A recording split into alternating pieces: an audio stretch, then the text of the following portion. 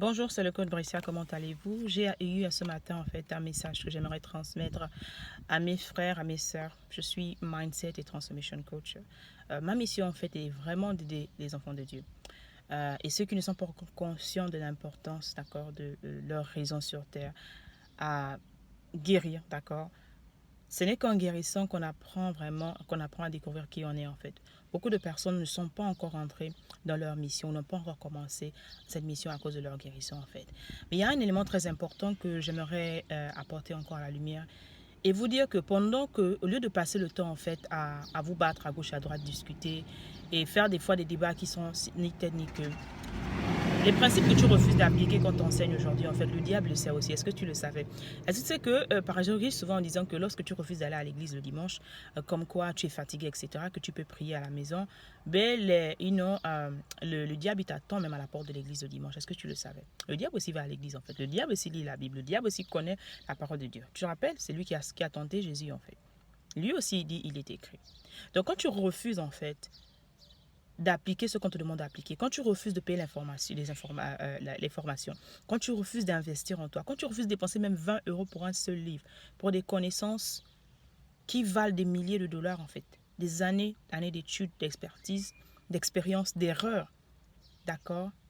Le prix que ces personnes-là investissent dans ces formations, c'est l'expérience que moi je partage pas dans mes formations. C'est la connaissance que j'ai requise parce que c'est grâce à la connaissance que j'ai pu changer qui je suis aujourd'hui. C'est grâce à la connaissance, grâce à la valeur, d'accord, que je me suis ajoutée, que je continue à m'ajouter, que j'ai pu guérir, d'accord, de mon passé. Sinon, je serais cette femme aigrie. Je serais cette femme pleine de tension. Je serais cette femme, en fait, toujours en train de crier à gauche, à droite. Je serais même vilaine parce que, dis-moi, laisse-moi te dire, l'aigreur rend laid. L'aigreur rend laid, d'accord, la convoitise rend laid, la jalousie rend laid. Et là, quand tu es misérable, vraiment un cœur triste, un esprit triste assèche les eaux.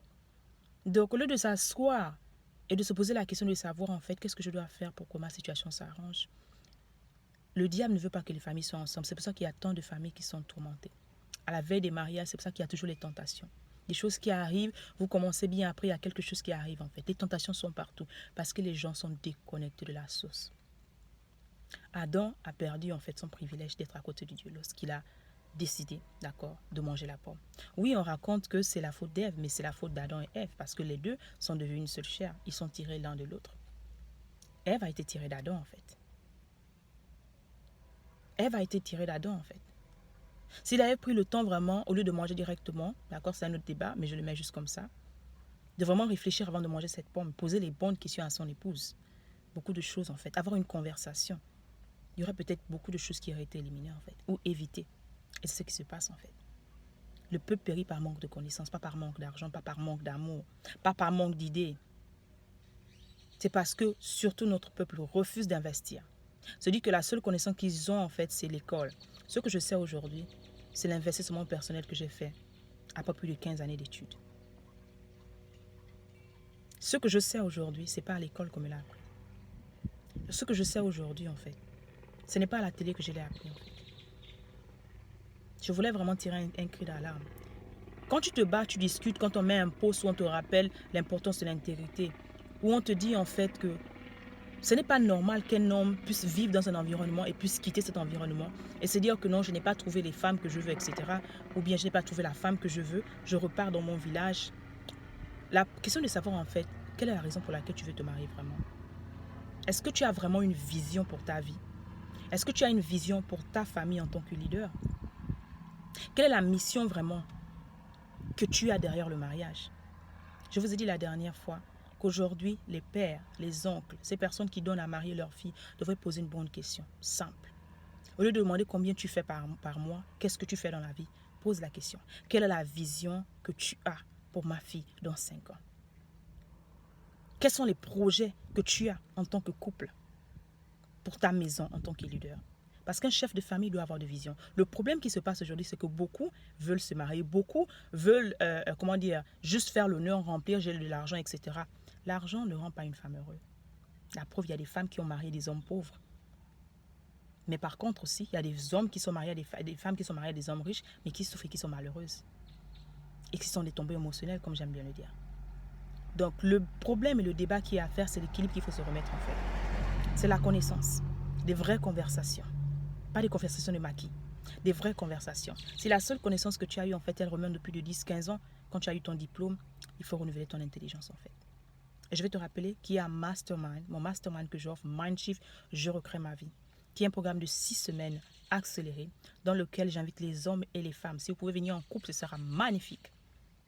Le diable fait tout pour que les gens soient séparés. Le diable ne veut pas, en fait. Il sait le pouvoir que Dieu a mis dans la famille. Il sait la bénédiction que Dieu a mis, en fait, a mise dans le couple. C'est pour ça qu'il combat dans les couples. C'est pour ça qu'il ne veut pas que les gens soient ensemble. Il est content quand il y a les mères célibataires, les pères célibataires à gauche et à droite. Mais il n'est pas trop tard en tant qu'enfant de Dieu. Je proclame et je déclare qu'un nouvel air souffle dans cette génération. Mais c'est à nous, enfants de Dieu, de reprendre notre place en tant que chrétiens, de reprendre notre autorité sur la terre. Personne ne le fera pour nous.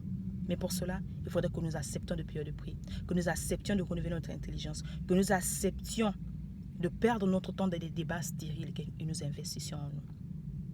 La balle est dans notre camp.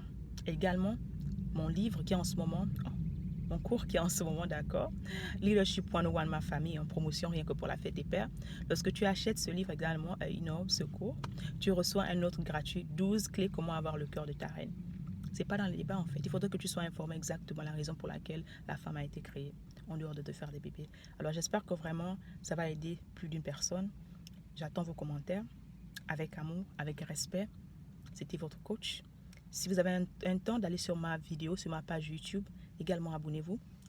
Aimez une vidéo, partagez, donnez vos commentaires et on se retrouve la prochaine fois. Rappelez-vous qu'on est ensemble pour changer le monde, une mentalité à la fois. Et c'est là qu'on vraiment, en acceptant de grandir, en acceptant de changer une seule chose à la fois, que nous pouvons grandir ensemble. L'Afrique de demain ne se fera pas sans toi et moi. Le monde de demain ne se fera pas sans toi et moi. Ce que nous mangeons aujourd'hui sont les fruits que nos parents ont semés en fait. Si tu veux que tes enfants, tes futurs petits-enfants en fait, vivent mieux que toi, c'est à toi de semer. C'est à toi en fait d'investir en toi. C'est en toi de changer ces connaissances que tu avais dans le temps en fait. Nous ne sommes plus dans les débats des grands-pères et des grands-mères. C'est une nouvelle génération. Allez,